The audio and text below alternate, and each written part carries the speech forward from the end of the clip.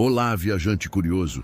Hoje vamos falar sobre o caso de Goiânia e o Césio 137, uma das tragédias mais misteriosas e devastadoras da história do Brasil, que marcou profundamente não apenas uma cidade, mas também a consciência mundial sobre os perigos da radiação. Prepare-se para mergulhar em uma narrativa de suspense, dor e alerta, onde o invisível se transformou em uma ameaça implacável. O início, um equipamento esquecido, era 1987. Goiânia, a tranquila capital do estado de Goiás, vivia dias comuns. Mas, em um hospital abandonado, permanecia esquecido um aparelho de radioterapia. Dentro dele, protegido por uma cápsula de chumbo, estava uma substância perigosa, o cloreto de Césio 137, altamente radioativo. Esse equipamento deveria ter sido removido e armazenado com todo cuidado, mas a negligência abriu espaço para o desastre. 2 catadores de sucata, em busca de materiais para vender, invadiram o prédio abandonado. Entre paredes silenciosas e corredores tomados pelo pó e pelo tempo, encontraram o aparelho de radioterapia. Não faziam ideia do que carregavam. Para eles, era apenas mais um objeto pesado que poderia render algum dinheiro. O brilho hipnótico. Após esforço para desmontar a máquina, descobriram algo fascinante. Uma cápsula contendo um pó azul fluorescente que emitia um brilho quase mágico. Aquela substância parecia um tesouro. Era bela, cintilante, encantadora, como se fosse uma pedra preciosa transformada em pó. Sem entender o perigo, eles levaram o material para casa. E foi assim que o veneno invisível começou a se espalhar pela cidade. A propagação da morte invisível. O Césio foi manipulado, tocado, espalhado em roupas, móveis e até em alimentos. Crianças brincaram com o pó azul, passando-o na pele como se fosse purpurina. Vizinhos ficaram fascinados pelo brilho e pediram um pouco para observar em casa. Ninguém sabia que cada grama daquele pó invisível continha a semente da destruição. Os sintomas começaram discretos: náuseas, diarreias, tonturas.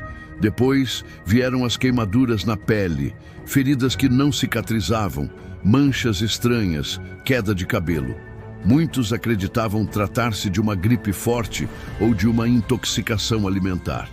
Mas o mal silencioso já estava corroendo órgãos, tecidos e ossos. A descoberta do horror. A tragédia só começou a ser identificada quando médicos perceberam que pacientes apresentavam sintomas incomuns, semelhantes aos de vítimas de Hiroshima. Rapidamente, a verdade emergiu. Goiânia estava vivendo o maior acidente radioativo da história do Brasil e um dos piores do mundo fora de uma usina nuclear. O governo interveio. A cidade entrou em estado de alerta. Casas inteiras foram isoladas e demolidas. Objetos pessoais, roupas, móveis, tudo que tivesse contato com o Césio precisava ser enterrado como lixo radioativo. Goiânia, de repente, parecia um cenário de guerra invisível. Entre as vítimas, uma história ficou marcada para sempre. A de Leide das Neves, uma menina de apenas 6 anos. Ela teve contato direto com o Césio 137 e, semanas depois, seu pequeno corpo não resistiu. No dia do enterro, o medo da população foi tão intenso que muitas pessoas tentaram impedir o sepultamento, acreditando que até o corpo da criança poderia continuar contaminando o cemitério. O caixão precisou ser feito de chumbo, selado hermeticamente. A comoção e o horror daquele dia simbolizaram o medo que tomou conta da cidade.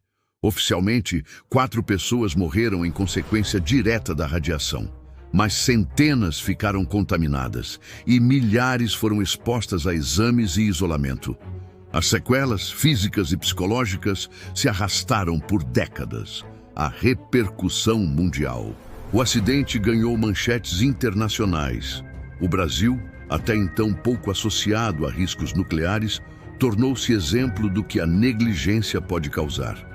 O pó azul de Goiânia mostrou ao mundo que a radiação não precisa de bombas atômicas para ceifar vidas.